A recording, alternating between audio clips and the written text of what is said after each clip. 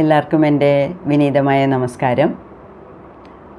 ഇന്നത്തെ എപ്പിസോഡെന്ന് പറയുന്നത് ഒരു സ്പെഷ്യൽ എപ്പിസോഡാണ്.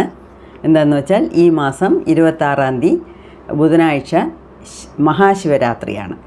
അപ്പം കഴിഞ്ഞ വർഷവും മഹാശിവരാത്രിക്ക് നമ്മളൊരു സ്പെഷ്യൽ വീഡിയോ ഇട്ടിരുന്നു. അതുപോലെ തന്നെ ഈ വർഷവും അത് കാണാത്തവർക്കും അല്ല പുതിയതായിട്ട് മഹാശിവരാത്രിയെക്കുറിച്ച് അറിയണമെന്ന് ആഗ്രഹിക്കുന്നവർക്കും ആയിട്ട് പുതിയ ഒരു വീഡിയോ മഹാശിവരാത്രിയെക്കുറിച്ച് തന്നെ പറയണമെന്ന് എനിക്കൊരാഗ്രഹം. അതാണ് ഇങ്ങനെ ഒരു വീഡിയോ ആയിട്ട് ഇടുന്നത്. ഇതിൻ്റെ ടൈറ്റിൽ എന്ന് പറയുന്നത് a scientific approach to Mahashivratri. Scientific approach എന്ന് വെച്ചാൽ എന്തുവാ? അതായത് ഒരുപാട് കാര്യങ്ങൾ നമ്മൾ പറയുന്നു, കഥകൾ പറയുന്നു, ശിവപുരാണത്തിൽ പല കാര്യങ്ങൾ പറയുന്നു. നമ്മളെക്കാട്ടിലും നമ്മളുടെ മുമ്പേ ഉള്ളവരൊക്കെ പല കഥകളും പല കാര്യങ്ങളൊക്കെ പറഞ്ഞ് നമ്മളെ മനസ്സിലാക്കിപ്പിച്ച് തന്നിട്ടുണ്ട്. അതിന് പുറമെ ഞാനിപ്പം പറയാൻ പോകുന്നത് സയൻസാണ്. അതായത് മഹാശിവരാത്രിക്ക് ഉറങ്ങരുത് എന്ന് പറയുന്നതിൻ്റെ സയൻസ് എന്തുവാ? What is the science behind this? അതാണ് സയൻറ്റിഫിക് അപ്രോച്ച് ടു മഹാശിവരാത്രി. ഇതിൽ ഞാൻ ശിവപുരാണത്തിനെക്കുറിച്ചോ ശിവരാത്രിയുടെ കഥകളെക്കുറിച്ചോ ശിവാലയ ഓട്ടത്തിനെക്കുറിച്ചോ ഒന്നും പറയുന്നില്ല. എന്താ വെച്ചാൽ അതിനൊക്കെ ഇഷ്ടംപോലെ വീഡിയോകൾ ഉണ്ട്. എൻ്റെ അപ്രോച്ച് എന്ന് പറയുന്നത് വേറെയാണ്. ഓക്കെ, അതിൽ എനിക്ക് അറിയാവുന്ന ചില കാര്യങ്ങൾ, എനിക്കെല്ലാം അറിയാവുന്ന ഞാൻ പറയത്തേയില്ല, എനിക്കറിയാവുന്ന ചില കാര്യങ്ങൾ, അതായത് ഞാൻ മനസ്സിലാക്കി എടുത്ത രീതിയിൽ നിങ്ങൾക്കും പകർത്തിത്തരാം എന്നുള്ളതാണ് ഈ വീഡിയോയുടെ ഉദ്ദേശം.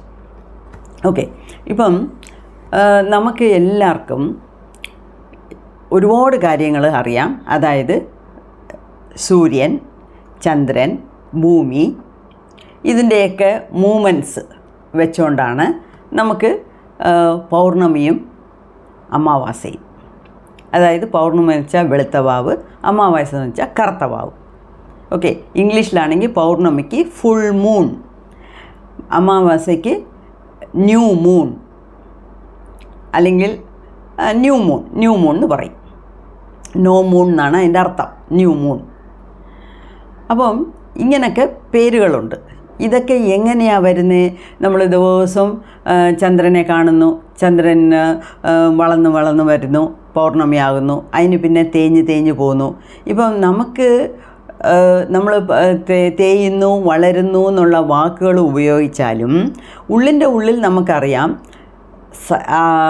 ഈ മൂന്ന് സാധനത്തിൻ്റെ, അതായത് സൂര്യനും ഭൂമിയും ചന്ദ്രനും ഈ ചുരുങ്ങാനും വിരിയാനും ഒന്നും പോകുന്നില്ല. അതല്ല അവിടെ സംഭവിക്കുന്നത്. പക്ഷേ ഇവരുടെ ഈ പൊസിഷൻ, അവരുടെ ഈ ലൊക്കേഷൻ അനുസരിച്ച് നമുക്ക് കാണുമ്പം അങ്ങനെ കാണുന്നു. ഓക്കെ, ഇതൊന്നും പുതിയതല്ല, എല്ലാവർക്കും അറിയാവുന്ന കാര്യമാണ്. ഇവിടെ ഞാൻ പറയാൻ പോകുന്നത് ഒരു തുടക്കം എങ്ങനെയാണെന്ന് വെച്ചാൽ, ഈ തിഥികളുണ്ട്. നമുക്കറിയാം ഒരു മാസം 30 ദിവസമാണ്, ഇല്ലയോ? 27 നക്ഷത്രങ്ങളുണ്ട്. അതല്ലാതെ തിഥിയുണ്ട്. ഈ തിഥി എന്ന് പറയുമ്പം ഇപ്പം നമ്മൾ പൗർണമിയിൽ നിന്ന് തുടങ്ങാം. പൗർണമി എന്ന് വെച്ചാൽ പൂർണ്ണചന്ദ്രനെ കാണാൻ പറ്റും. ആകാശത്ത് പൂർണ്ണചന്ദ്രൻ ഉദിച്ച് നിൽക്കുന്നതും അതിൻ്റെ മൂവ്മെൻറ്റ്സും നമുക്ക് കാണാൻ പറ്റും. ഓക്കെ, ഫുൾ മൂൺ അല്ലെങ്കിൽ പൗർണമി. ഈ പൗർണമിയുടെ അടുത്ത ദിവസം തൊട്ട് ഈ എണ്ണം വെച്ചാണ് പേരുകൾ വെച്ചിരിക്കുന്നത്. തിഥികൾ എന്ന് പറയും. എന്തുവാ? പ്രഥമ ആദ്യത്തെ ദിവസം, ദ്വിതീയ രണ്ടാമത്തെ ദിവസം, തൃതീയ മൂന്നാമത്തെ ദിവസം, ചതുർത്ഥി 4, പഞ്ചമി 5, ഷഷ്ടി 6, സപ്തമി 7, അഷ്ടമി 8, നവമി 9, ദശമി 10, ഏകാദശി 11, ദ്വാദശി 12, ത്രയോദശി 13, ചതുർദശി 14. ഈ 14 ദിവസവും ഈ പൗർണമി കഴിഞ്ഞാൽ, പൗർണമിയുടെ അന്ന് ഫുൾ മൂണാണ്, അതിന് പിന്നെ ഈ 14 ദിവസവും കുറേശ്ശെ തേഞ്ഞ് വരും. ഒടുക്കം ഈ ചതുർദശി കഴിഞ്ഞാൽ അടുത്ത ദിവസം നമുക്ക് ചന്ദ്രനെ കാണാൻ പറ്റില്ല. അതാണ് അമാവാസ്യ അല്ലെങ്കിൽ കറുത്തവാവ്. ഇപ്പം ഈ പൗർണമി തൊട്ട് അമാവാസ്യ വരെ ഈ തേഞ്ഞ് വരുന്നതിന് പേരാണ് കൃഷ്ണപക്ഷം. ഈ 14 ദിവസത്തിനെയും ഒരു പക്ഷം എന്ന് പറയും. അപ്പം ഇത് തേഞ്ഞ് വരുന്നതുകൊണ്ട് ഇതിനെ കൃഷ്ണപക്ഷം എന്ന് പറയും. ശരി, 15ാമത്തെ ദിവസം അമാവാസ്യ. ഈ അമാവാസ്യ കഴിഞ്ഞാൽ അടുത്ത ദിവസം എന്തുവാ? തിരിച്ചും ഈ 14 ദിവസം അതേ പേരിലാണ് ഓടുന്നത്. എന്താ പേരിൽ? പ്രഥമ, ദ്വിതീയ, തൃതീയ, ചതുർത്ഥി, അങ്ങനെ. അപ്പം ചതുർത്ഥി വേറെ, ചതുർദശി വേറെ. ഓക്കെ, ചതുർത്ഥി എന്ന് വെച്ചാൽ 4ാമത്തെ ദിവസം, ചതുർദശി എന്ന് വെച്ചാൽ 14ാമത്തെ ദിവസം. അങ്ങനെ ചതുർദശി വരുമ്പം അതിൻ്റെ അടുത്തത് എന്തുവാ? ഇത് അമാവാസ്യയിൽ നിന്ന് 14 ദിവസം വളർന്നുകൊണ്ട് വരും. ചന്ദ്രൻ കുറേശ്ശെ വളർന്നുകൊണ്ട് വരും. ഓക്കെ, നമ്മൾ സാധാരണ ഉപയോഗിക്കുന്ന വാക്കുകളാണ് ഈ വളരുന്നതും തേയുന്നതും. വീണ്ടും ഞാനത് സ്ട്രെസ് ചെയ്യുന്നുണ്ട്. ഓക്കെ, ചന്ദ്രൻ എവിടെയും വളരാനും വികസിക്കാനും ഒന്നും പോകുന്നില്ല. നമുക്ക് കാണുമ്പം, ഭൂമിയിലിരുന്ന് കാണുമ്പം അതിൻ്റെ സൈസ് അങ്ങനെയാണ് നമുക്ക് കാണുന്നത്. ഓക്കെ, അപ്പം അമാവാസ്യയിലിരുന്ന് ഈ 14 ദിവസം ചതുർദശി കഴിയുമ്പം തിരിച്ച് കുറേശ്ശെ വളരുന്നല്ലോ. വളർന്ന് ഫുൾ മൂൺ, അടുത്ത പൗർണമി. അപ്പം ഈ അമാവാസ്യയിലിരുന്ന് പൗർണമി വരയ്ക്കും വളരുന്നതുകൊണ്ട് ആ 14 ആകുന്ന ആ 14 ദിവസം കൂടിയ ഒരു പക്ഷത്തിനെ എന്തു പറയും? ശുക്ലപക്ഷം. ഓക്കെ, സോ പൗർണമി ടു അമാവാസ്യ തേഞ്ഞോണ്ട് വരുന്നു, അത് കൃഷ്ണപക്ഷം. അമാവാസ്യ അല്ലെങ്കിൽ കറുത്തവാവ് തൊട്ട് അടുത്ത വെളുത്തവാവ് വരെ വളർന്നുകൊണ്ട് വരുന്നു, അതിന് ശുക്ലപക്ഷം എന്ന് പറയും. ഇതിൽ ഈ അമാവാസ്യയ്ക്ക് മുമ്പലത്തെ ദിവസം ചതുർദശി, അതിൻ്റെ മുമ്പലത്തെ ദിവസം ത്രയോദശി. ഈ ത്രയോദശി തൊട്ടേ നമുക്ക് ഈ ഓരോ ദിവസം, അത് പിന്നെ പറയാം. ഈ ത്രയോദശിക്കാണ് വൈകുന്നേരം 4:30 തൊട്ട് 6 മണി വരെ പ്രദോഷകാലം എന്ന് പറയും. ഓക്കെ, അതായത് എല്ലാ ദിവസവുമേ നമുക്ക് 4:30 തൊട്ട് വൈകുന്നേരം 4:30 PM to 6 PM, 4:30 വൈകുന്നേരം 4:30 തൊട്ട് 6 വരെ പറയുന്നത് ഈ പ്രദോഷകാലം എന്നാണ്. പക്ഷേ ഈ പ്രദോഷം നിന്ന് നമ്മൾ അമ്പലങ്ങളിലെ എല്ലാ ശിവക്ഷേത്രത്തിലും നന്ദിക്കും ശിവനും അഭിഷേകങ്ങൾ ചെയ്ത് അലങ്കാരം ചെയ്ത് ദീപാരാധന കാണിക്കുന്നത് ഈ 4:30ക്കും 6:00നും ഇടയ്ക്ക് എന്ന് ത്രയോദശി തിഥി ഉള്ള അന്ന്. അതിനാണ് പ്രദോഷം എന്ന് പറയുന്നത്. ആ പ്രദോഷത്തിൻ്റെ കഥയൊക്കെ നിങ്ങൾക്ക് എല്ലാവർക്കും അറിഞ്ഞിരിക്കും. ഈ ആലകാല വിഷം കടഞ്ഞെടുത്തപ്പം ആദ്യം വന്നത് വിഷമാണ്. അത് ആർക്കും വേണ്ട. ഇത് എന്തുവാ, ദേവന്മാർക്കും വേണ്ട, അസുരന്മാർക്കും വേണ്ട. ഇത് ആര് കുടിക്കും? ഇത് താഴെ കളഞ്ഞാൽ ഭൂമി നശിക്കും, എല്ലാം നശിച്ചു പോകും. ഇത് എന്ത് ചെയ്യും എന്ന് പറഞ്ഞപ്പം എല്ലാവരും പറഞ്ഞു, ഞങ്ങൾക്കൊന്നും ഇത് തൊടാനൊക്കത്തില്ല, ശിവൻ്റെ അടുത്ത് പോയി പറയാമെന്ന്. അങ്ങനെ ശിവൻ്റെ അടുത്ത് പോയി എല്ലാവരും പറഞ്ഞപ്പം ശിവൻ എന്തോ ചെയ്തു? ശരി, എന്നാൽ തന്നേര്, ഞാനങ്ങ് കുടിക്കാം എന്ന് പറഞ്ഞ് കുടിച്ചപ്പോഴാണ് പാർവതി ദേവി ഇതറിഞ്ഞുകൊണ്ട് ഓടി വന്ന് കഴുത്തെ കയറി പിടിച്ചത്. അതായത് വിഷം കഴുത്തിൽ നിന്ന് താഴെ ഇറങ്ങാൻ പാടില്ല എന്ന് കഴുത്തെ കയറി പിടിച്ച് ആ വിഷം കഴുത്തിൽ തന്നെ നിന്നു. അതുകൊണ്ടാണ് ശിവന് തിരുനീലകണ്ഠൻ എന്ന് പേര്. എന്താ വെച്ചാൽ കണ്ഠം, കഴുത്ത് ഭാഗം നീലിച്ചു പോയി, കരുനീലിച്ചു പോയത് ആ വിഷം കൊണ്ടാണ്. ഇതെല്ലാവർക്കും അറിയാം. അപ്പം ഈ കഴുത്തെ കയറി പിടിക്കുന്ന സമയമാണ് ഈ 4:30 തൊട്ട് 6 വരെയുള്ള സമയം. അതാണ് പ്രദോഷകാലം എന്ന് പറയുന്നത്. അപ്പോൾ പ്രദോഷകാലത്തിന് ആളുകൾ എന്തുവാ ഉപവാസമായിരിക്കും, അമ്പലത്തിൽ പോകും. ഞാനും ഒരു 10, 30, 35 വർഷം കൊണ്ട് എല്ലാ പ്രദോഷത്തിനും, ട്രാവൽ അല്ലാത്ത എല്ലാ ദിവസങ്ങളും പ്രദോഷങ്ങൾക്കും ഞാൻ അമ്പലത്തിൽ എത്തിയിരിക്കും, അഭിഷേകം കണ്ടിരിക്കും, അതിൻ്റെ പ്രസാദം എടുത്ത് കഴിച്ചിരിക്കും. അപ്പം പ്രദോഷത്തിന് ഒരുപാട് പേര് വ്രതം ഇരിക്കും. ഓക്കെ, അത് ത്രയോദശിയുടെ ഇമ്പോർട്ടൻസ്. അടുത്തത് ചതുർദശി. ഇപ്പോൾ ഈ ചതുർദശി അപ്പോൾ ഒരു മാസത്തിൽ 2 ത്രയോദശി വരുന്നുണ്ട്, 2 ചതുർദശി വരുന്നുണ്ട്. പക്ഷേ ഈ അമാവാസ്യയുടെ മുമ്പത്തെ ചതുർദശി ഓരോ മാസവും, അതായത് പൗർണമിക്ക് മുമ്പേ ചതുർദശിയുണ്ട്, അമാവാസ്യയ്ക്ക് മുമ്പേയും ചതുർദശിയുണ്ട്. പക്ഷേ ഈ അമാവാസ്യയുടെ മുമ്പത്തെ ചതുർദശിക്ക് ശിവരാത്രി എന്ന് പേര്. എപ്പോൾ? എല്ലാ മാസവും. ഒരു മാസത്തിൽ ജനറലായിട്ട് പൊതുവേ പറയുമ്പോൾ ഒരു മാസത്തിൽ ഒരു പൗർണമി, ഒരു അമാവാസ്യ. അപ്പം ഒരു മാസത്തിൽ ആ മാസത്തിൻ്റെ അമാവാസ്യയുടെ കർത്തവാവിൻ്റെ തലേ ദിവസമുള്ള ചതുർദശിക്ക് ശിവരാത്രി എന്ന് പേര്. ഓക്കെ, ശിവരാത്രി എന്ന് പറഞ്ഞാൽ അത് ഒരു മാസത്തിൻ്റെ ശിവരാത്രി. പക്ഷേ ഈ മാസം, അതായത് ഫെബ്രുവരി, ചിലപ്പോൾ മാർച്ച്, ഇംഗ്ലീഷ് മാസം, കുംഭമാസം, മലയാളത്തിൽ പറയുവാണെങ്കിൽ കുംഭമാസം. ഈ കുംഭം എന്ന് പറഞ്ഞാലേ പൂർണ്ണ കുംഭം വയ്ക്കുന്നില്ലേ പൂജയ്ക്കൊക്കെ? കുംഭം എന്ന് വെച്ചാൽ നിറഞ്ഞ ദിവസവും മാസം എന്നാണ് അർത്ഥം. അപ്പം ഈ കുംഭമാസത്തിൽ വരുന്ന അമാവാസ്യയ്ക്ക് മുമ്പത്തെ ദിവസം ചതുർദശി, അന്ന് വരുന്ന ശിവരാത്രിക്ക് മഹാശിവരാത്രി എന്നാണ് പേര്. അപ്പോൾ എല്ലാ മാസവും വരുന്നത് ശിവരാത്രിയാണെങ്കിൽ ഈ കുംഭമാസം അമാവാസ്യയ്ക്ക് തലേ ദിവസം ഉള്ള ചതുർദശിക്ക് പേരാണ് മഹാശിവരാത്രി. ഇപ്പോൾ ഈ മഹാശിവരാത്രിക്ക് എന്താ ഇത്രയും ഇമ്പോർട്ടൻസ്, അതിന് ഇത്രയും മഹത്വം എന്തുവാ? അപ്പോൾ മഹാശിവരാത്രി എന്ന് അതിന് പേര് തന്നെ ഒരു പേരിടാനും ആ സമയത്ത് ആ ദിവസങ്ങളിൽ ഒരുപാട് കാര്യങ്ങൾ ആളുകൾ അത് ചെയ്യുന്നുണ്ട്. അത് ശരിക്കും പറഞ്ഞാൽ അന്ന് സെൻട്രൽ ഗവൺമെൻറ് വരെ ഹോളിഡേ കൊടുത്തിട്ടുണ്ട് അതിൻ്റെ പിറ്റേ ദിവസം, മഹാശിവരാത്രിയുടെ അടുത്ത ദിവസം.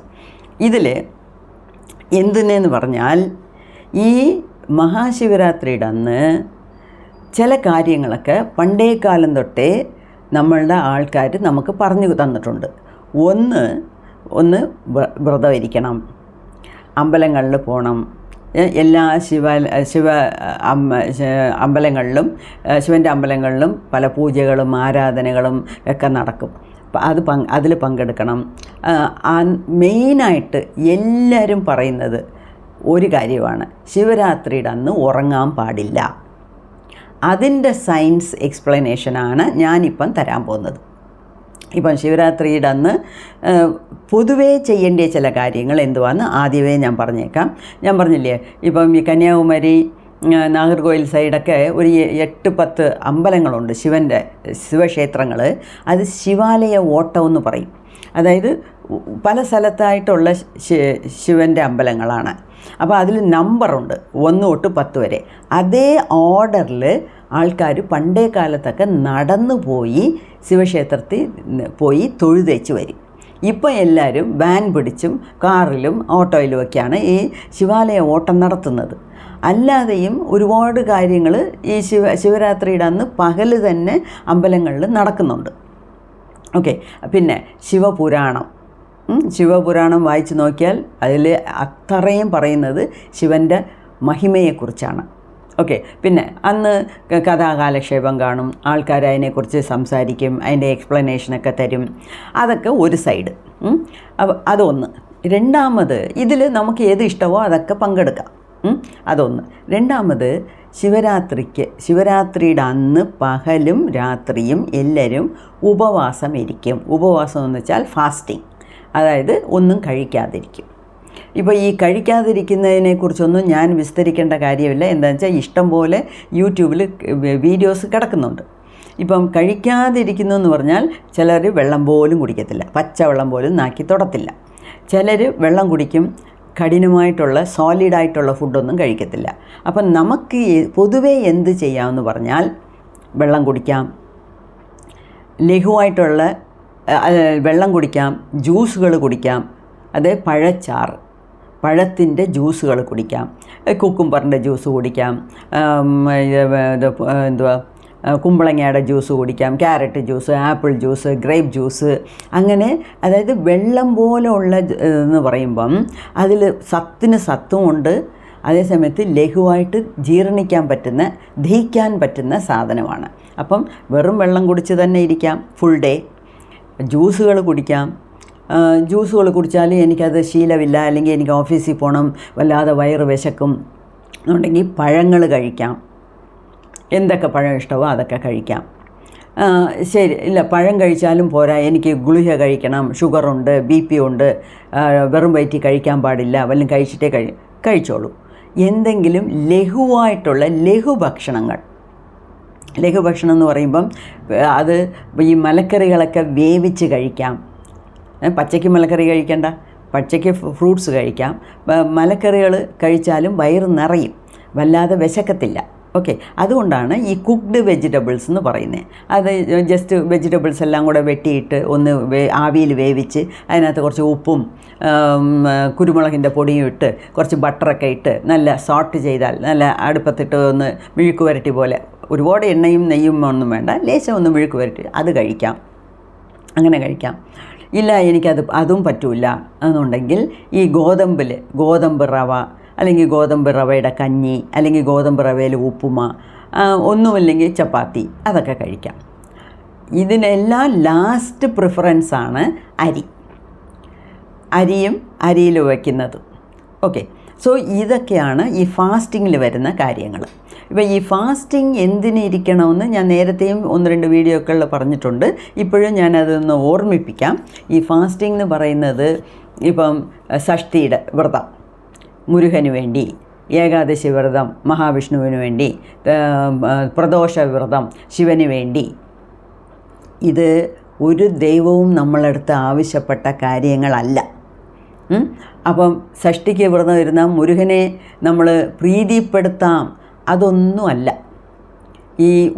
അതായത് ഈ 14 ദിവസം ഒരു പക്ഷത്തിൽ ഒരു ദിവസമെങ്കിലും നമുക്ക് വയറ്റിന് അകത്തുള്ള ഓർഗൻസിന് കുറച്ച് റെസ്റ്റ് കൊടുക്കണമെന്നുള്ളതാണ്. ഈ ഫാസ്റ്റിംഗ്, ഈ ഉപവാസം തുടങ്ങിയതിൻ്റെ സയൻസ് ഇത് തന്നെയാണ്. അപ്പോൾ മഹാവിഷ്ണു വേണ്ടിയോ ശിവന് വേണ്ടിയോ അല്ല നമ്മൾ ഉപവാസം ഇരിക്കുന്നത്, ഫാസ്റ്റിംഗ് ഇരിക്കുന്നത്. നമ്മളുടെ ദേഹത്തിൽ അകത്തുള്ള ഇൻറ്റേർണൽ ഓർഗൻസ്, അവയവങ്ങൾക്ക്, അതായത് വയറ്, ആമാശയം, പിന്നെ കുടൽ, അതിനൊക്കെ സദാസർവകാലം നമ്മൾ ജോലി കൊടുത്തുകൊണ്ടിരിക്കുന്നു. അപ്പോൾ അതിന് ഒരു ദിവസമെങ്കിലും റെസ്റ്റ് കൊടുക്കണമെന്നുള്ളതാണ്. അപ്പം ഒരു മാസത്തിൽ ഇപ്പോൾ 2 ഷഷ്ഠി വ്രതം ഇരിക്കാം, അല്ലെങ്കിൽ 2 ഏകാദശി വ്രതം ഇരിക്കാം, അല്ലെങ്കിൽ 2 പ്രദോഷ വ്രതം ഇരിക്കാം, അഷ്ടമിയിൽ വ്രതം ഇരിക്കാം.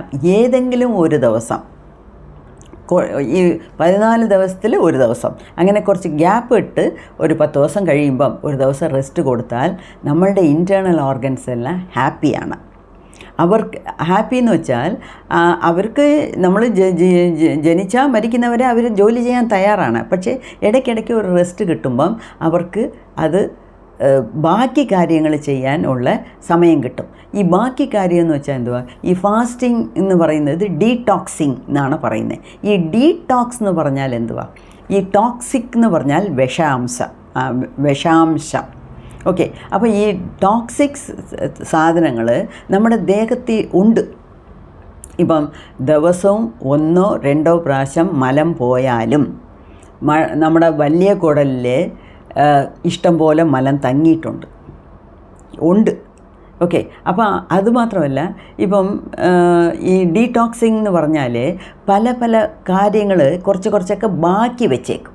ഇപ്പം ലിവറാണെങ്കിൽ ലിവറിന് ഉള്ള കെമിക്കൽ റിയാക്ഷൻ നമുക്ക് ലിസ്റ്റിട്ടാലും തീരത്തില്ല, അത്രയ്ക്ക് കെമിക്കൽ റിയാക്ഷൻസാണ് ലിവറിൽ നടക്കുന്നത്. അപ്പോൾ ആമാശയത്തിൽ നടക്കുന്നത്, ഈ കൊച്ചു ചെറുകുടൽ, പെരുങ്കുടൽ, ഇതിലൊക്കെ നടക്കുന്നത്, കിഡ്നിയിൽ, ഇതെല്ലാം സദാസർവകാലവും ജോലി ചെയ്യുന്നതുകൊണ്ട് അതിന് ഒരു റെസ്റ്റ് കൊടുക്കാനാണ്. അപ്പം ഇതിന് ഒരു ചെറിയ ഉദാഹരണം ഞാൻ പറയാം.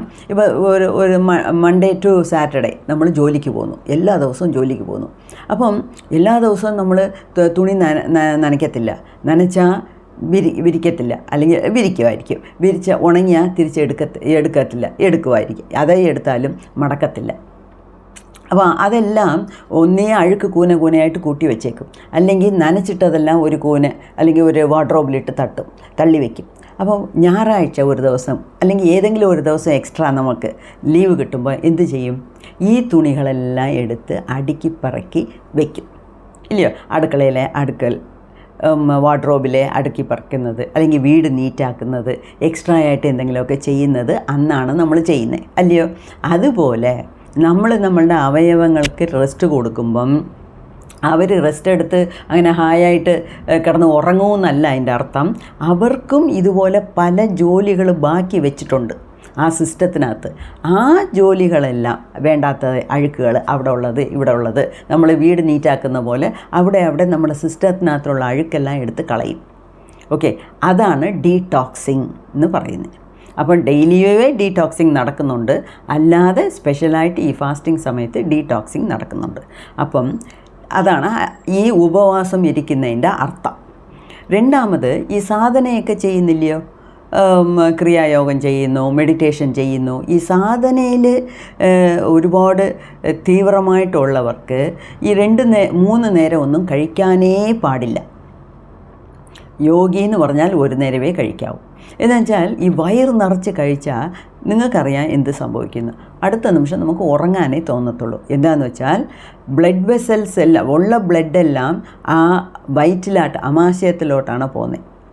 അപ്പം ബ്രെയിനിൽ ശകലം ബ്ലഡ് സപ്ലൈ കുറയും, ശകലം ഓക്സിജൻ കുറയും. അങ്ങനെയാണ് നമുക്കൊരു മയക്കം വരുന്നത് വയറ് നിറയെ കഴിച്ചാൽ. അല്ലെങ്കിൽ ഈ ഓയിലി ഐറ്റംസ്, ഈ ബിരിയാണിയൊക്കെ കഴിക്കുമ്പം നമ്മളെ അറിയാണ്ട് ഒരു കിറക്കം വരും, ഒരു മയക്കം, ഒന്നൊന്ന് കണ്ണടച്ചാൽ കൊള്ളാവുന്ന. അതെന്തുകൊണ്ടെന്ന് വെച്ചാൽ ഈ ബ്ലഡ് ഫ്ലോ 100% അവിടെ പോകുന്നില്ല, എല്ലാം അവിടെയാണ്, വയറ്റിലാണ് പോകുന്നത്, തലയ്ക്ക് പോകുന്നില്ല. അതുകൊണ്ടാണ് ഈ മയക്കം, കിറക്കമൊക്കെ വരുന്നത്, ഉറക്കം എല്ലാം വരുന്നത്. ഓക്കെ, അപ്പം ഈ സാധന ചെയ്യുമ്പം അരവയറേ കഴിക്കാം. അല്ലെങ്കിലേ സാധന ചെയ്താലും ചെയ്തില്ലെങ്കിലേ അരവയറേ കഴിക്കാവൂ, അത് വേറെ കാര്യം, അതൊക്കെ വേറെ.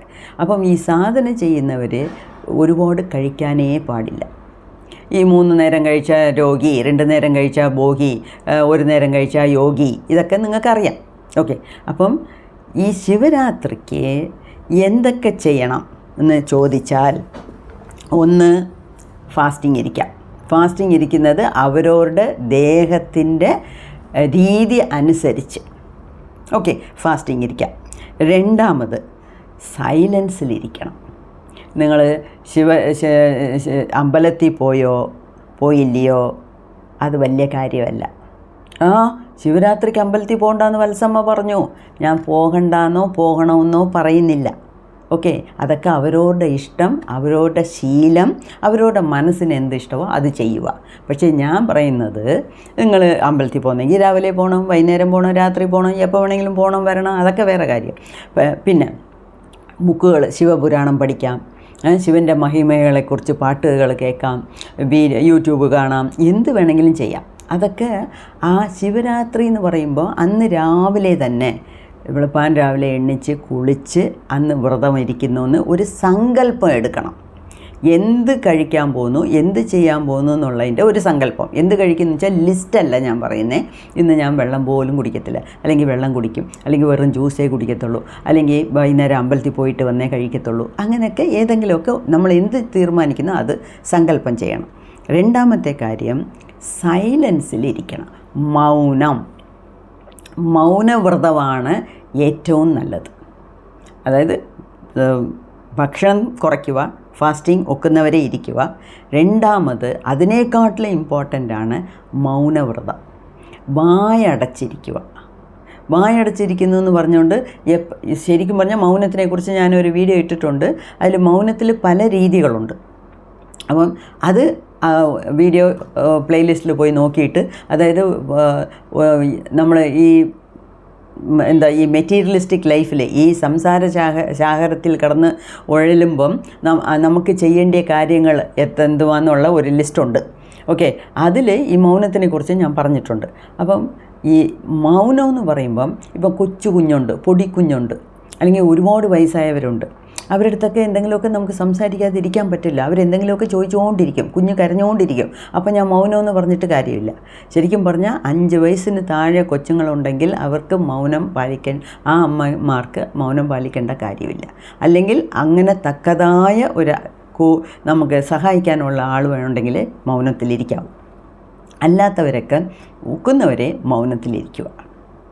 മൗനത്തിലിരിക്കുമ്പം യൂട്യൂബും നോക്കിക്കൊണ്ട് ഉള്ള സിനിമാ പാട്ടും കേട്ടോണ്ട് അങ്ങനല്ല ഇരിക്കേണ്ടേ.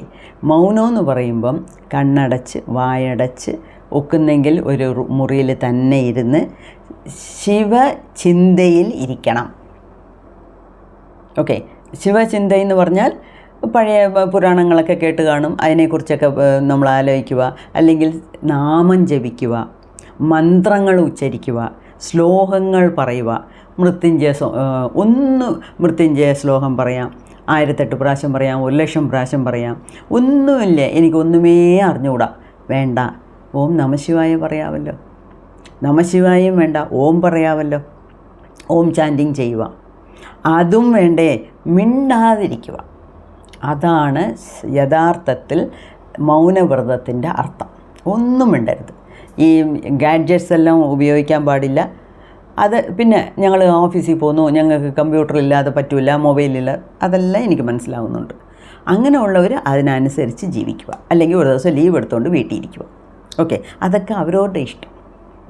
ഞാൻ പറയാൻ വരുന്നത് സൈലൻസിലിരിക്കുക, അന്ന് ഫുൾ ഡേ സൈലൻസിലിരിക്കുക, ഫാസ്റ്റിംഗ് ഒക്കുന്നവരെ ഇരിക്കുക. പിന്നെ എത്രയ്ക്ക് മന്ത്രങ്ങൾ പറയാനൊക്കുമോ അത്രയ്ക്ക് മന്ത്രങ്ങൾ പറയുക. മന്ത്രങ്ങൾ ചൊല്ലുക, ജപിക്കുക എന്നൊക്കെ പറയുമ്പം ശബ്ദമിട്ട് വീട്ടിലുള്ള ബാക്കിയുള്ളവരെയും ഡിസ്റ്റർബ് ചെയ്യുന്ന പോലെയല്ല. മന്ത്രങ്ങൾ എന്നും മനസ്സിലാണ് പറയേണ്ടത്. ചൊല്ലേണ്ട രീതി മനസ്സിനകത്താണ്, നമുക്ക് മാത്രം കേട്ടാൽ മതി. അങ്ങനെ മന്ത്രങ്ങൾ ചൊല്ലാം. അല്ലാതെ ഈ ശിവരാത്രി എന്ന് പറയുന്നത്, നമ്മൾ രാത്രി എന്ന് പറയുന്നത് വൈകുന്നേരം 6 തൊട്ട് പിറ്റേ ദിവസം രാവിലെ 6 മണി വരെയിലുമാണ്. അപ്പോൾ ശിവരാത്രി എന്ന് പറയുന്നത് അന്ന് പകൽ മുഴുക്കെ നമ്മൾ ശിവചിന്തയിലിരിക്കുക, ഫാസ്റ്റിങ്ങിലിരിക്കുക, സൈലൻസിലിരിക്കുക. പക്ഷേ ശിവരാത്രി എന്ന് പറയുന്നത് അന്നത്തെ ദിവസം വൈകുന്നേരം 6 തൊട്ട് പിറ്റേ ദിവസം 6 വരെ, അതായത് ബുധനാഴ്ച വൈകുന്നേരം 6 തൊട്ട് വ്യാഴാഴ്ച രാവിലെ 6 മണി വരെയിലുമാണ് ആ ശിവരാത്രിയുടെ സമയം. അപ്പോൾ ഈ സമയത്തിനെ നമ്മുടെ ആൾക്കാർ 4 ജാമമായിട്ടാണ്, ശരിക്കും പറഞ്ഞാൽ 4 യാമം എന്നാണ് പറയേണ്ടത്. പിന്നെ പറഞ്ഞ് ജാമമെന്നായി. പക്ഷേ അതെങ്ങനെയാണെന്ന് വെച്ചാൽ 6 തൊട്ട് 9 വരെ ഒരു യാമം, 9 തൊട്ട് 12 വരെ അടുത്ത യാമം, 12 തൊട്ട് 3 വരെ മൂന്നാമത്തെ യാമം, 3 തൊട്ട് 6 വരെ നാലാമത്തെ യാമം. അങ്ങനെ 4 യാമങ്ങളായിട്ട് പിരിച്ച് അതിൽ ഓരോ യാമത്തിലും ശിവന് അഭിഷേകമുണ്ട്, പൂജകളുണ്ട്, അലങ്കാരമുണ്ട്. പിന്നെ നമുക്ക് പ്രസാദം കിട്ടും. അമ്പലത്തിൽ പോയാൽ അവിടെ ഇരുന്നാൽ പ്രസാദം കിട്ടും. ആ പ്രസാദം കഴിക്കാമോ എന്ന് ചോദിച്ചാൽ പ്രസാദം കഴിക്കാം. എന്താണെന്ന് വെച്ചാൽ ശിവലിംഗത്തിൻ്റെ പുറത്തുനിന്ന് ഇട്ട് വരുന്ന സംഗതികളാണ്. അപ്പം അതിൻ്റെ പവറുണ്ട്, അത് നമുക്ക് കഴിക്കാം. ഓക്കെ, അപ്പം ഇങ്ങനെയൊക്കെയാണ്. ശരിക്കും പറഞ്ഞാൽ ഈ രാത്രി 11:30 തൊട്ട് 12:30 വരെ ഉള്ള സമയം എങ്കിലും ഉറങ്ങാതിരിക്കണം. രാത്രി 6 തൊട്ട് പിറ്റേ ദിവസം 6 വരെയിലും ഉറങ്ങാതിരിക്കുന്നതാണ് ഏറ്റവും നല്ലത്. അപ്പോൾ ചിലർ പറയും അന്ന് രാവിലെ ഉറങ്ങരുത്, അതിൻ്റെ പിറ്റേ ദിവസവും ഫുൾ ഡേ ഉറങ്ങാതെ അതിൻ്റെ അടുത്ത ദിവസമേ ഉറങ്ങാവൂ എന്നൊക്കെ. എന്നെ കൊണ്ട് അങ്ങനെയൊന്നും ഇരിക്കാൻ ഒക്കത്തില്ല. ആളുകൾ ഇരിക്കുന്നവർ ഞങ്ങൾക്ക് പറയുന്നത് കേട്ടിട്ടുണ്ട്, ശിവരാത്രി ഞാൻ ഒരുപോലെ കണ്ണടയ്ക്കത്തില്ല എന്ന്. പക്ഷേ അത്രയൊന്നും നമുക്ക് പറ്റുന്നില്ല. പറ്റുന്നവർ അവരവരുടെ കപ്പാസിറ്റിക്ക് അനുസരിച്ച പോലെ ചെയ്യുക, അതും ഒരു കാര്യം. പിന്നെ അങ്ങനെയില്ല, ഇപ്പം ചിലപ്പോൾ ഞാൻ ഈ വീട്ടിൽ ഇരുന്നാൽ ഉറങ്ങിപ്പോകുമോ എന്നുള്ളതുകൊണ്ടാണ് അമ്പലത്തിൽ പോയിരിക്കുന്നത്. ഞാൻ രാത്രി 9 മണിക്ക് അമ്പലത്തിൽ പോകും. എന്താ വെച്ചാൽ ഈ 6 തൊട്ട് 9 ഉള്ളത് ഒരു യാമത്തിന് ഒരു പൂജയുണ്ട്. അപ്പം 9 മണിക്കുള്ള ഒരു പൂജ കാണും, പിന്നെ 12-ന്, പിന്നെ 3-ന്, പിന്നെ 4:30-ക്ക് 5-നൊക്കെ പൂജ കാണും. പിന്നെ നട അടയ്ക്കും. പിന്നെ കുറച്ച് കഴിഞ്ഞാണ് നട തുറക്കുന്നത്. ഇപ്പം ഈ 4 കാല പൂജയും കാണും ഞാൻ. ഓക്കെ, പക്ഷേ അത്രയും പോലും നിങ്ങൾക്ക് ചിലപ്പോൾ ഞാൻ ഇരിക്കുമ്പോൾ അങ്ങനെ അങ്ങ് ഒരു സെക്കൻഡ് അങ്ങ് ഉറങ്ങിപ്പോകും. പക്ഷേ ഈ 11:30 തൊട്ട് 12:30 വരെ ഉറങ്ങാതിരിക്കുന്നത് ഏറ്റവും ഉത്തമമായ സമയം. ശരി, ഇപ്പം എന്തുകൊണ്ട് ഈ സയൻറ്റിഫിക് അപ്രോച്ച് എന്നൊക്കെ പറഞ്ഞല്ലോ, അതെന്തുവാ മാഡം, അത് പറ. എന്ന് പറഞ്ഞാൽ അതിൻ്റെ സയൻസ് എന്തുവാ, അതിൻ്റെ ഈ ശിവരാത്രിക്ക് ഉറങ്ങരുത് എന്ന് പറയുന്നതിൻ്റെ അർത്ഥം എന്തുവാ, അതാണ് ഹൈലൈറ്റ്. അതാണ് ഈ വീഡിയോയുടെ ക്ലൈമാക്സ്. ഈ ഉറങ്ങരുതെന്ന് പറയുന്നത് ഈ കറുത്തവാവിനും വെളുത്തവാവിനും ഈ കടലിലൊക്കെ പോകുമ്പം ഈ തിരമാലകളുടെ ഹൈറ്റ് കൂടും, കടലിന് ആവേശം കൂടും. അത് എന്തോ കടലിന് നമ്മുടെ പുറത്തുള്ള ദേഷ്യം കൊണ്ടാ? അല്ല, ആ മൂണിൻ്റെ ആകർഷണ ശക്തി കൊണ്ടാണ് ഈ തിരമാലകളുടെ ഹൈറ്റ് കൂടുന്നത്. അതുകൊണ്ടാണ് ഈ പൗർണമിക്കോ അമാവാസ്യയ്ക്കോ ഒന്നും കടലിൽ പോകരുത്, കടലിൽ കുളിക്കാനും പോകരുത്, കടൽ തീരത്ത് പോലും കളിക്കാനൊന്നും പോകരുത് എന്ന് പറയുന്നതിൻ്റെ കാരണം എന്ന് വെച്ചാൽ ആ അലകൾക്ക് എക്സ്ട്രാ എനർജി ഉണ്ട്. ഓക്കെ, അപ്പം നമുക്ക് നമ്മുടെ ദേഹത്ത് ഈ അമാവാസ്യയ്ക്ക്, ഈ ശിവരാത്രിയുടെ അന്ന് രാത്രി എന്ത് സംഭവിക്കുന്നു, ഇതാണ് നമ്മളിപ്പം നോക്കാൻ പോകുന്നത്. അതായത് ഞാൻ നേരത്തെ നമ്മുടെ എനർജി ബോഡിയെക്കുറിച്ച് പറഞ്ഞിട്ടുണ്ട്, ചക്രാസിനെ കുറിച്ച് പറഞ്ഞിട്ടുണ്ട്, ഇടകല, പിങ്കള, സുഷുമ്ന നാഡികളെക്കുറിച്ച് പറഞ്ഞിട്ടുണ്ട്. ഇതുവരെ കാണാത്തവർ എല്ലാവരും തീർച്ചയായിട്ടും ശിവരാത്രിക്ക് മുമ്പേ ആ വീഡിയോസ് പോയി കാണണം. അത് പ്ലേലിസ്റ്റിൽ ഇട്ടിട്ടുണ്ട് ഞാനിപ്പം. അതായത് astral body, energy body and chakras, അതാണ് അതിൻ്റെ ഹെഡിങ്. അത് അത്രയും എല്ലാവരും കണ്ടിരിക്കണം, അപ്പോഴേ ഞാനിപ്പം പറയുന്നത് നിങ്ങൾക്ക് മനസ്സിലാവത്തുള്ളൂ. അപ്പം ഈ കോശാസിനെ പറ്റി പറഞ്ഞിട്ടുണ്ട്. കോശാസ് എന്ന് വെച്ചാൽ ഒരു ലെയർ, ഈ ഉള്ളി തൊലിക്കുന്ന പോലെ. അപ്പം നമ്മുടെ ദേഹത്ത് ഈ അന്നമയ കോശം, നമ്മൾ കാണുന്ന സ്ഥൂല ശരീരം, പിന്നെ സൂക്ഷ്മ ശരീരം. ഈ സൂക്ഷ്മ ശരീരത്തിലാണ് എന്തുവാ, മനോമയ കോശം, എനർജി ബോഡി അല്ലെങ്കിൽ പ്രാണമയ കോശം, അതിൻ്റെ അടുത്തത് വിജ്ഞാനമയ കോശം, അതിന് അടുത്തതാണ് ആനന്ദമയ കോശം. അങ്ങനെ 5 ലേയേഴ്സിനെ കുറിച്ച് ഞാൻ പറഞ്ഞിട്ടുണ്ട്. ഓക്കെ, അതിൽ ഈ പ്രാണമയ കോശമാണ് നമുക്കിപ്പം കൂടുതൽ ഈ വീഡിയോയിൽ ഞാൻ പറയാൻ പോകുന്നത്. ഈ പ്രാണമയ കോശം എന്ന് പറഞ്ഞാൽ എന്തുവാ, പ്രാണൻ എന്ന് വെച്ചാൽ എനർജി, ശക്തി. ഓക്കെ, അപ്പോൾ ഈ പ്രാണമയ കോശം അല്ലെങ്കിൽ എനർജി ലെയർ എന്ന് പറഞ്ഞാൽ നമ്മുടെ ദേഹത്ത് ഉള്ളിൽ, അതായത് ഇത് ഫിസിക്കൽ ബോഡി. ഈ പ്രാണമയ കോശം എന്ന് പറയുന്നത് നമുക്ക് കണ്ണുകൊണ്ട് കാണാത്ത സൂക്ഷ്മ ശരീരമാണ്. ഓക്കെ, ആ സൂക്ഷ്മ ശരീരം എന്ന് പറയുന്നത് നമ്മളുടെ ബോഡി ഷേപ്പിൽ തന്നെ ഇരിക്കും. അത് നമ്മുടെ ദേഹത്തിൻ്റെ ഈ ഫിസിക്കൽ ബോഡിയുടെ വെളിയിലും ഉണ്ട്, ഫിസിക്കൽ ബോഡിയുടെ അകത്തും ഉണ്ട്. Okay, energy body. അപ്പോൾ ഈ ഓറ എന്ന് പറയും ഇല്ലേ, അതൊക്കെ ഈ പ്രാണശക്തിയുടെ ഒരു രീതിയാണ്. അത് എങ്ങനെ നമ്മളെ കൊണ്ട് കാണാൻ പറ്റുന്നു എന്നുള്ളതാണ് ഈ ഓറ എന്ന് പറയുന്നത്. അപ്പം ഈ നമ്മുടെ ദേഹത്ത് ഈ സൂക്ഷ്മ സ്ഥൂല ശരീരത്ത് നട്ടെല്ലുണ്ട്, തലയിൽ തലയ്ക്കകത്ത് തലച്ചോറുണ്ട്. തലച്ചോറിൻ്റെ തുടർച്ചയായിട്ടാണ് ഈ നട്ടെല്ല് വരുന്നത്. നട്ടെല്ലെന്ന് പറയുന്നത് സ്പൈനൽ കോഡ്. ഈ നട്ടെല്ലെന്ന് പറയുന്നത് ആ വെർട്ടിബ്രൽ കോളത്തിനകത്തുള്ളത്. ഓക്കെ, അപ്പം ഈ നട്ടെല്ലിനകത്തല്ല ഈ സുഷുമ്നാ നാഡി. ഈ ഏകദേശം 72 കോടി നാഡികളുണ്ട്. നാഡികൾ എന്ന് വെച്ചാൽ എന്തുവാ, ചക്രാസ് എന്ന് വെച്ചാൽ എന്തുവാ എന്നെല്ലാം ഞാൻ നേരത്തെ പറഞ്ഞിട്ടുണ്ട്. എല്ലാവരും അത് പോയി നോക്കുക. ഓക്കെ, ഈ നാഡി എന്ന് പറഞ്ഞാൽ ഷോർട്ടായിട്ട് പറയാൻ പോയാൽ എനർജി ചാനൽ. ഈ PVC പൈപ്പിനകത്ത് വെള്ളം ഓടുന്ന പോലെ ഈ വെള്ളം ഒരു സ്ഥലത്തു നിന്ന് ഇനി സ്ഥലത്ത് ഓടാൻ ആ PVC പൈപ്പാണ് ഇപ്പം ഉപയോഗിക്കുന്നത്. അതുപോലെ നാഡീസ് എല്ലാം ഈ ചെറിയ ചെറിയ ചെറിയ പൈപ്പുകളാണ്. അതിനകത്ത് വെള്ളമല്ല ഓടുന്നത്, എനർജിയാണ് ഓടുന്നത്. ഓക്കെ, അപ്പം ഈ 72,72,72,000 നാഡികളുണ്ടെന്നാണ്. ഈ നാഡികളാൽ ഉണ്ടാക്കപ്പെട്ടതാണ് ഈ പ്രാണമയ കോശം. അതിനെ ചുരുക്കി വളരെ ഇമ്പോർട്ടൻ്റ് ആയിട്ടുള്ളത് 72,000 നാഡികൾ എന്നാണ് പറയുന്നത്.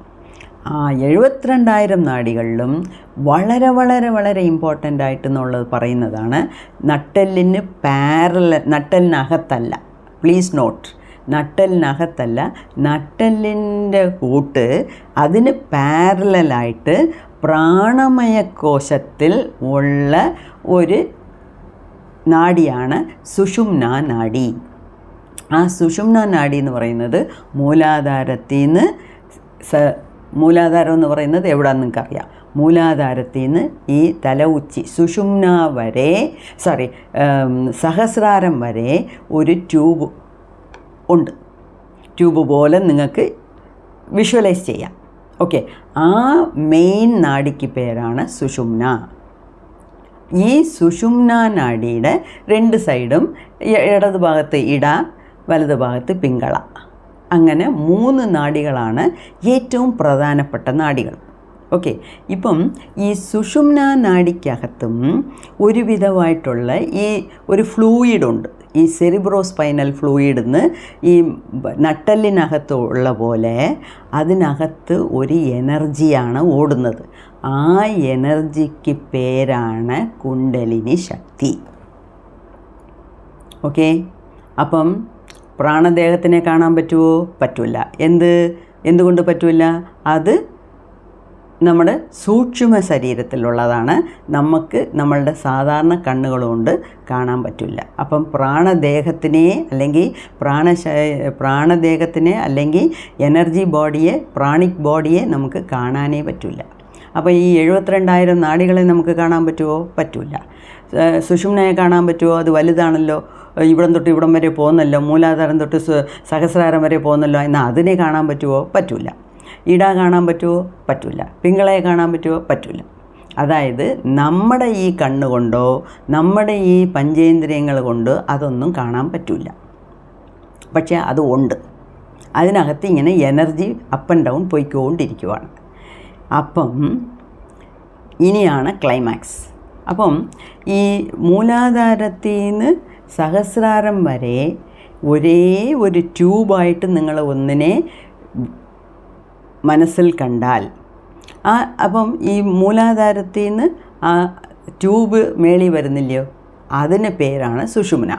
ഈ സുഷുമ്ന നാഡി കഴുത്ത് വഴി ഈ മെഡുല്ല എന്നൊരു സ്ഥലമുണ്ട് ഇവിടെ. ഇവിടെ കൈ വെച്ച് നോക്കിയാൽ ഒരു കുഴിവ് കാണും. ആ കുഴിവിൻ്റെ തൊട്ട് മേളിയുള്ളതാണ് മെഡുല്ല. ഈ മെഡുല്ല കഴിഞ്ഞ് ഈ തലച്ചോറിനകത്തൂടെ സഹസ്രാര ചക്രത്തിൽ പോയി ചേരും. ഓക്കെ, തലച്ചോറെന്ന് പറയുന്നത് ഫിസിക്കൽ ബോഡിയിൽ അതുപോലെ ഉള്ള കണ്ണിന് കാണാൻ വയ്യാത്തതാണ് ഈ ചക്രങ്ങളൊക്കെ. ഓക്കെ, അത് എല്ലാ ചക്രങ്ങളും ഈ സുഷുമ്ന നാഡിയിലുള്ള ചക്രങ്ങളൊക്കെ നിങ്ങൾക്കറിയാം. മൂലാധാരം, സ്വാധിഷ്ഠാനം, മണിപൂരകം, അനാഹതം, വിശുദ്ധി, ആജ്ഞ, സഹസ്രാരം. പിന്നെ ഈ ആജ്ഞയ്ക്കും സഹസ്രാരത്തിനിടയിലെ എത്രയോ ചക്രാസ് ഉണ്ട്. അതൊന്നുമല്ല നമുക്കിപ്പം വേണ്ടിയത്. ശിവരാത്രിക്ക് എന്തുകൊണ്ട് നട്ടെല്ല് നിമിർത്തി ഇരിക്കണം? ഉറങ്ങരുത്. ഇപ്പോൾ ഉറങ്ങുന്നു എന്ന് പറഞ്ഞാൽ കിടക്കുന്നതാണ്. അപ്പോൾ കിടക്കുമ്പോൾ നട്ടെല്ല് സ്വാഭാവികമായിട്ട് ഈ ഭൂമിക്ക് പാരലലായിട്ട് പോകും. പക്ഷേ അതിനെ എന്തുകൊണ്ട് നിമിർത്തിയിരിക്കണം? അപ്പോൾ നട്ടെല്ല് നിമിർത്തി വെച്ചാൽ മതിയോ? അപ്പം ഉറങ്ങാവോ? കണ്ണുമൂടി ഉറങ്ങാവോ എന്ന് പറഞ്ഞാൽ ഉറങ്ങരുത്. ഉറങ്ങിപ്പോയാൽ നമുക്ക് നമ്മുടെ ദേഹത്ത് എന്ത് നടക്കുന്നു എന്നുള്ള ഒരു പ്രജ്ഞയില്ലാതെ പോകും. അതുകൊണ്ടാണ് ഉറങ്ങരുതെന്ന് പറയുന്നത്. അപ്പം ഉറങ്ങാതിരിക്കുമ്പം എന്ത് സംഭവിക്കും? ഇപ്പം ഈ പൗർണമിയുടെ അന്നും അമാവാസയുടെ അന്നും എങ്ങനെ ഈ കടലിൻ്റെ ശക്തി ഈ തിരമാലകളായിട്ട് ഹൈറ്റിൽ കയറി വരുന്നോ, അതുപോലെ നമ്മുടെ പ്രാണദേഹത്തിലുള്ള സുഷുമ്ന നാഡിക്കകത്തുള്ള ആ ജീവശക്തി, ലൈഫ് ഫോഴ്സ് അല്ലെങ്കിൽ കുണ്ടലിനി ശക്തി മേളി താനേ കയറാൻ നിൽക്കും. നമ്മൾ ചെയ്യേണ്ട കാര്യമില്ല. നമ്മൾ ഇഞ്ചിഞ്ചായിട്ട് കയറ്റാൻ പറ്റത്തില്ല. നമുക്ക് കുണ്ടലിനി ശക്തിയെ ഒന്നും ചെയ്യാൻ പറ്റില്ല. അതൊക്കെ നേരത്തെ സ്വാമി മുക്താനന്ദയുടെ ചിത് ശക്തി വിലാസിൻ്റെ ഇതിൽ ഇഷ്ടംപോലെ അദ്ദേഹം പറഞ്ഞിട്ടുണ്ട്. അതിനെ ഇഷ്ടം പോലെ ഞാൻ നല്ല രീതിയിൽ വിവരിച്ച് പറഞ്ഞിട്ടുണ്ട്. ഓക്കെ, അപ്പം ഒരു സാധകൻ എന്ത് ചെയ്യുമെന്ന് വെച്ചാൽ, ഇപ്പം ക്രിയായോഗ ചെയ്യുന്നു. ഒരു സാധകൻ എന്ത് ചെയ്യും? അവൻ്റെ പ്രാണശക്തിയെ അവന് കാണുന്ന ഈ സ്ഥൂലമായിട്ടുള്ള ദേഹത്ത് ഈ നട്ടെല്ലിനിൽ കൂടെ മൂലാധാരത്തിലിരുന്ന് തല ഉച്ചി വരെ അവൻ്റെ പ്രാണശക്തിയാണ് അവൻ ഓട്ടുന്നത്. ഓക്കെ, അവൻ കുണ്ടലിനി ശക്തിയല്ലേ കയറ്റി ഇറക്കുന്നത്.